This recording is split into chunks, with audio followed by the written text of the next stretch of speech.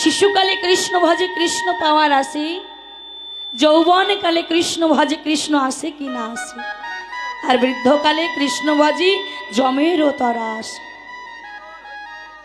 যদি কোনো ভক্ত আমার শিশুকাল হইতে কৃষ্ণ ভজন করতে পারে, যৌবনকালে ভগবান আসিলেও আসিতে পারে, তাহলে এই শিশুকালে কোন ভক্ত ভগবানকে ডেকেছে মা? কোন ভক্ত ভগবানকে পেয়েছে? বৃন্দাবনে গেছেন? বৃন্দাবনে বঙ্কু বিহারী নামে একটি মন্দির আছে। ভারতের উত্তরপ্রদেশে বঙ্কু বিহারী বলে একটা মন্দির আছে। এই বঙ্কু বিহারী মন্দির কেন হলো মা? ভগবানের নাম তো আমরা সবাই জানি, রাধা মাধব কৃষ্ণ গোবিন্দ, কিন্তু এই বঙ্কু বিহারী নাম কি করে হলো? না ভক্তের জন্য। কোন ভক্ত? না বিহারী লাল। এই বিহারী লালের জন্ম হলেন বাবা ছোট্ট বিহারী। বাবার নাম দ্বিজ ঘোষ, মায়ের নাম মায়াবতী। আমার যেই না মায়াবতীর কোল আলো করে ওই বিহারীর জন্ম হওয়ার আগে বিহারীর বাবা মারা গেছে। আপনারাই বিচার করুন তো মা, কোন সংসারে যদি পিতাই চলে যায়, সংসারে যদি বাবা সংসার পরিত্যাগ করে ইহলোক ছেড়ে পরলোকে গমন করে, সেই সংসারের অবস্থা কেমন হয় দেখবেন। ঘরের মেন খুঁটিটা যদি নড়ে যায়, ঘর যেমন শক্ত হয়ে থাকে না, তদ্রূপ কোনো বাবা যদি সংসার ছেড়ে চলে যায়, সংসারও সংসারের মতো থাকে না। ওই মায়াবতীর সংসারে বড় অভাব দেখা দিলেন, বড় দারিদ্র দেখা দিলেন। ছোট্ট বিহারীকে খাওয়ানোর জন্য রাত দিন ওই মায়াবতী লোকের ঘরে কাজ করতে শুরু করলেন। লোকের ঘরে যখন কাজ করি, ওই ছোট্ট বিহারী 5 বছর বয়স। মায়া, ও মা, তুমি এত কষ্ট করে এত কাজ করো, তাই আমি ভাবছি তোমার একটু হাতে হাতে যদি আমি একটু এগিয়ে দিতে পারি মা, তার জন্য আমি চাকরি করব। কারণ ওই বিহারী পাশের বাড়িতে দেখছি কোনো বাড়িতে মা বিদেশে কাজ করতে গেছে, চাকরি করছে। নিজ মায়ের কাছে বলছে, মা তুমি সারাদিন এত কষ্ট করো, আমার জন্য এত কষ্ট করো মা, তাই তোমার যদি একটু কষ্ট কমে তার জন্য আমি চাকরি করতে চাই।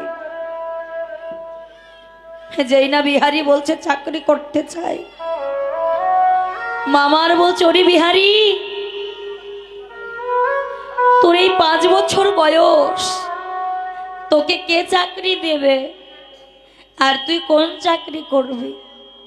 বলছে, মা আমরা তো গোয়ালা, আমি তো ঘোষের ছেলে, আমি কিছু পারি না পারি, গোঠে গিয়ে মাঠে গিয়ে আমি ধেনু চড়াতে তো পারবো, গরু চড়াতে তো পারবো, তাই মা গো আমি ওই গরু চড়ানোর কাজটাই করব। ওরে বিহারী, হ্যাঁ রে, তুই এত ছোট, তোকে গরু চড়ানোর কাজ কে দেবে বাবা? মা আমি এই নগরে নগরে ঘুরে ঘুরে কাজের সন্ধান করব। ছোট্ট বিহারী আমার মায়ের দুঃখ কষ্ট সইতে না পেরে আজ কাজের জন্য যেই না নগরে নগরে ঘুরে বেড়াই, আর ওই ছোট্ট ছেলে বলে কেউ কোনো কাজ যখন দেয় না মা, কাজের খোঁজে খোঁজে যখন এক ভাগবত পাঠক আমার একটি কদম বৃক্ষের গোড়ায় বসে যখন ভাগবত পাঠ করছে, লীলা করছেন বাবা গোষ্ঠ লীলা। যখন ভক্তগণকে সঙ্গে নিয়ে ওই ভাগবত পাঠক আমার লীলা আস্বাদন করাচ্ছে, গোষ্ঠ লীলা। বলছে ওগো ভক্তগণ, ও ভক্তমণ্ডলী, কৃষ্ণ যখন বৃন্দাবনে ধেনুবৎস চড়াই করত, কৃষ্ণের কতজন ধেনুবৎস ছিল মা জানো? 9 লক্ষ ধেনু, আর তার 24 জন সখা। আর এই 24 জন সখাকে নিয়ে আজ কৃষ্ণ প্রত্যেক দিন 9 লক্ষ ধেনু গরু আজ মা গোঠে নিয়ে গিয়ে বাবা চড়ায়ন করত। যেই না এই কথাটা ছোট্ট বিহারী শ্রবণ করেছে, এই তো কাজের সন্ধান পেয়েছি কোথায় না বৃন্দাবনে, যার ঘরে 9 লক্ষ 23 জন সখা। আমি সেইখানে যাব আর ওই কৃষ্ণকে বলবো, কৃষ্ণ রে, তোর ওই 9 লক্ষ ধেনুর থেকে আমায় 2-4টা গরু দে, আমিও তোর সঙ্গে চড়াতে যাব। তোর 24 জন সখা, আমাকে নিয়ে তোর 25 জন সখা হবে। ছোট্ট বিহারী মায়ের কাছে কে গিয়ে বলছে, মা গো, ও মা, আমি কাজ পেয়ে গেছি। ওরে তোকে কে কাজ দিল? বলছে মা জানো, ওই বৃন্দাবনে কৃষ্ণ আছে, আর কৃষ্ণে 9 লক্ষ ধেনুর পাল আর 24 জন সখা। আমি ওই কৃষ্ণের ঘরে কাজ করতে যাব মা। মা বলছে, বিহারী, ও বিহারী, ও তো লীলার কথা, বৃন্দাবনে যে কৃষ্ণ থাকে না রে। মাগো, ওই ভাগবত পাঠক লীলার মধ্যে আস্বাদন করাচ্ছিলেন, কিন্তু ছোট্ট বিহারী মনে মনে সিদ্ধান্ত নিয়েছে ওই কৃষ্ণের কাছে গিয়ে বৃন্দাবনে আমি ধেনু চরণ করাবো। তাই বলছি, মা,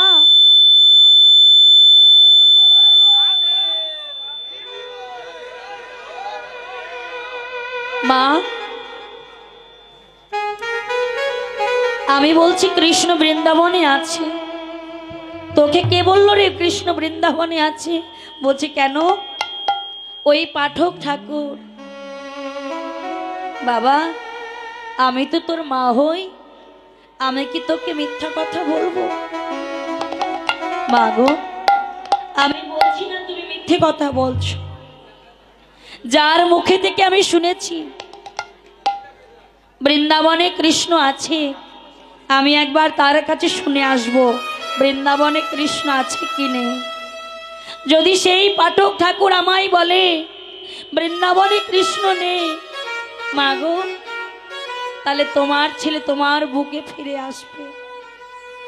আর যদি পাঠক ঠাকুর বলে বৃন্দাবনে কৃষ্ণ আছে, মা, আমি তোমায় কথা দিচ্ছি, আমি আর কোনোদিন ঘরে ফিরে আসব না। আমি আর কোনোদিন ঘরে ফিরে আসব না। আমি যাব সেই মধুময়ী বৃন্দাবন। মা মনে মনে বলছে, ওই পাঠক ঠাকুর হয়তো সত্যি কথাটা বলে দেবে যে বৃন্দাবনে কৃষ্ণ থাকে না, আমার ছেলে আমার কাছেই ফিরে আসবে। ওই বিহারী কি লুটাইয়ে পড়ে পাঠক ঠাকুরের চরণ তোলে। ওই পাঠক ঠাকুরকে বললেন, গুরুদেব, গুরুদেব, গুরুদেব, আপনি বলুন তো বৃন্দাবনে কৃষ্ণ আছে কি নেই? আপনি তো বলেছিলেন যে বৃন্দাবনে কৃষ্ণ আছে, তার 9 লক্ষ ধেনু আছে, 24 জন সখা আছে। পাঠক বলছে, ওরে তুই কে বাবা? বলছে, আমি বিহারী, আমি বিহারী লাল। বলছি, তোর বাবার নাম কি? আমার বাবার নাম দ্বিজ ঘোষ, মায়ের নাম মায়াবতী। গুরুদেব, আমার তো বাবা নেই, আমার বাবা মারা গেছে, আর আমার মা অনেক কষ্ট করে লোকের ঘরে ঘরে কাজ করে।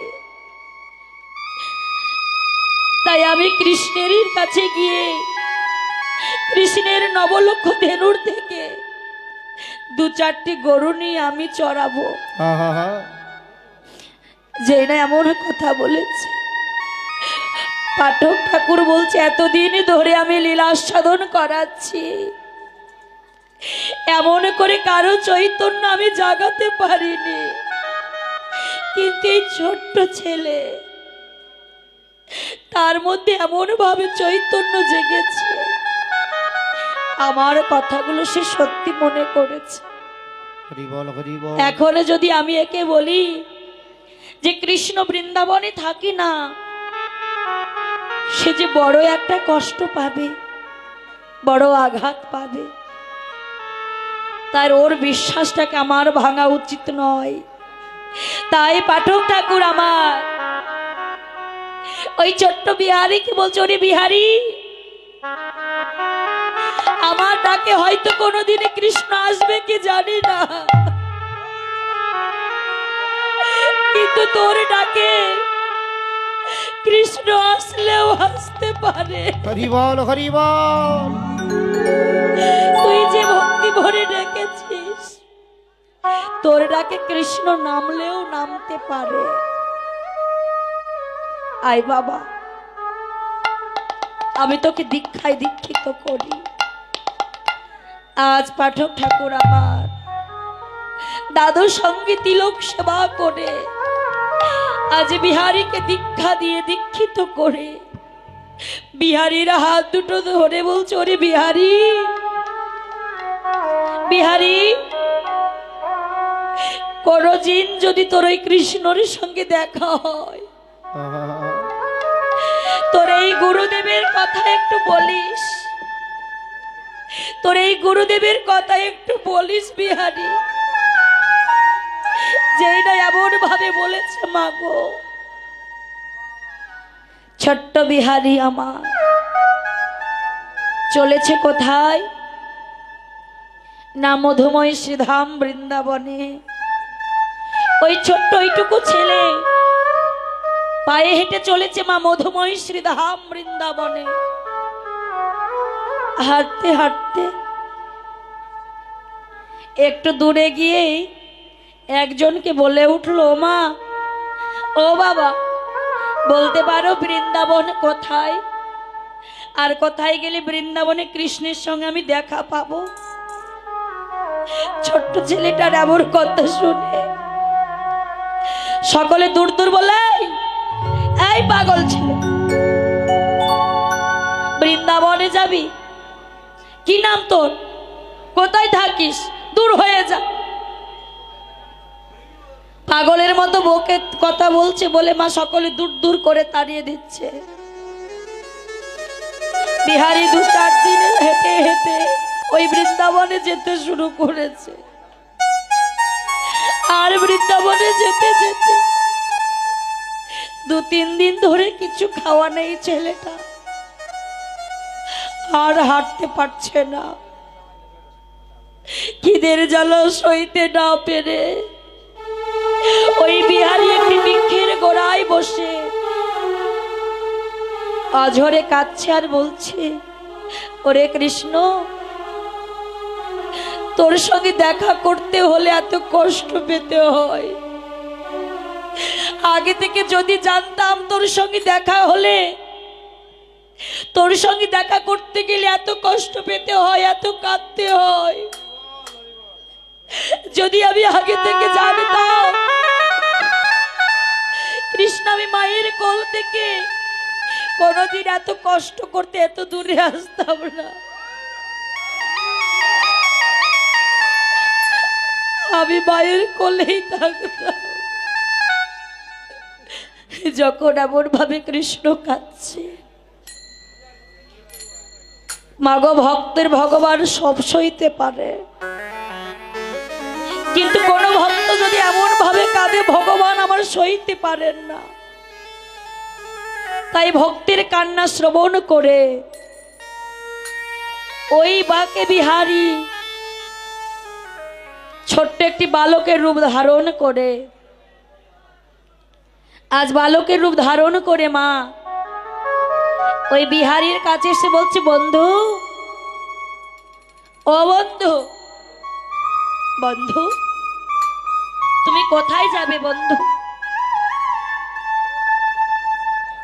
বাকে বিহারী বলছে, বন্ধু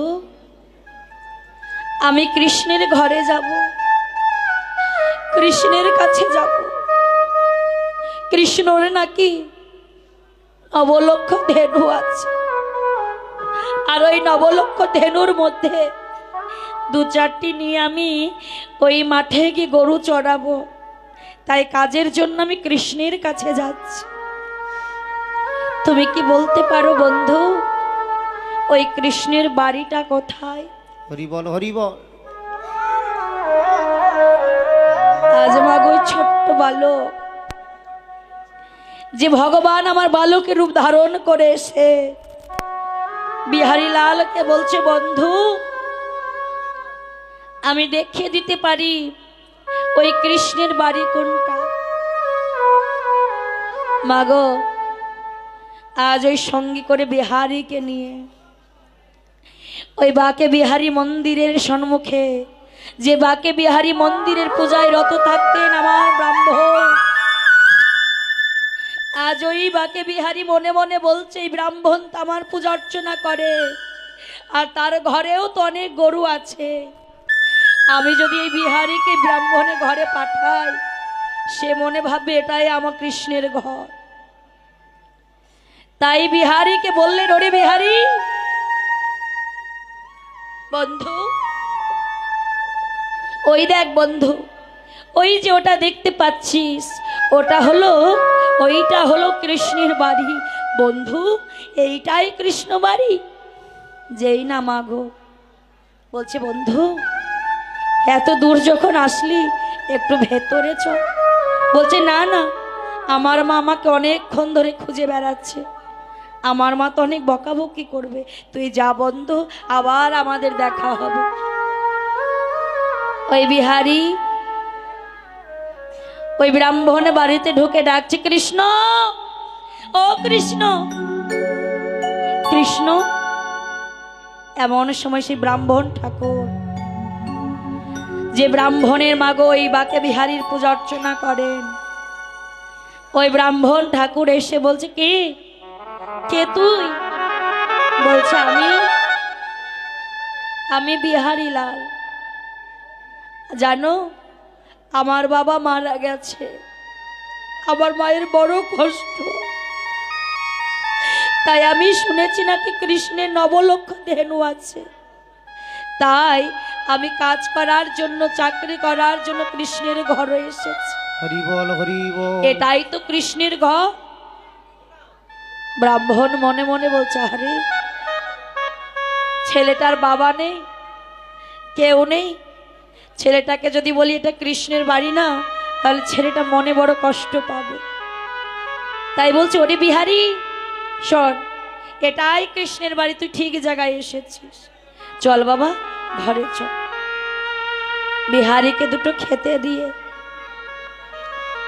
আজ বিহারী বললেন, ধেনু মানা যতগুলো গরু ছিল ওই গরুগুলো নিয়ে পরের দিন সকাল বেলায় আজ বিহারী লাল চলেছেন বাবা মাঠে চড়াতে। আর যেই না মাঠে গরু চড়াচ্ছে, আর গরু চড়াতে চড়াতে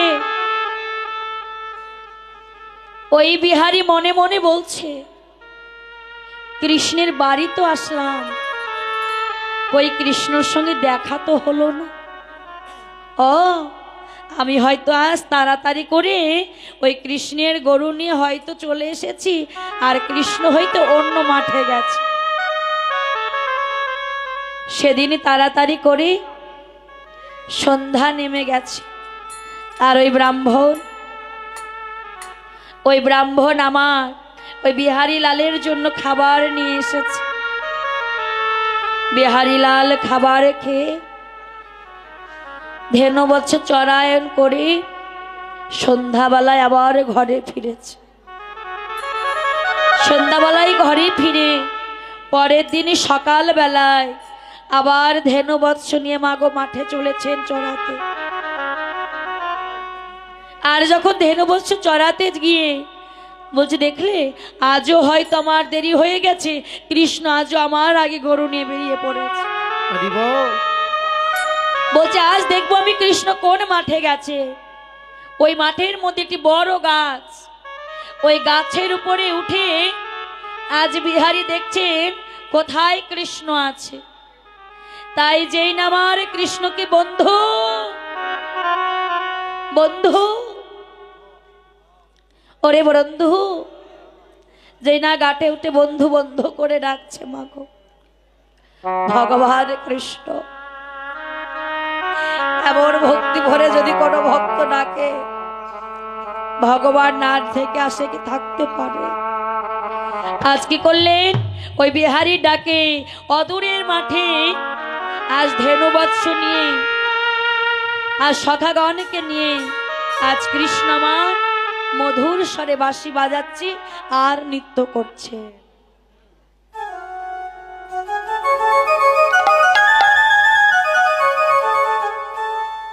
নিতাই গৌর হরি বল হরি বল।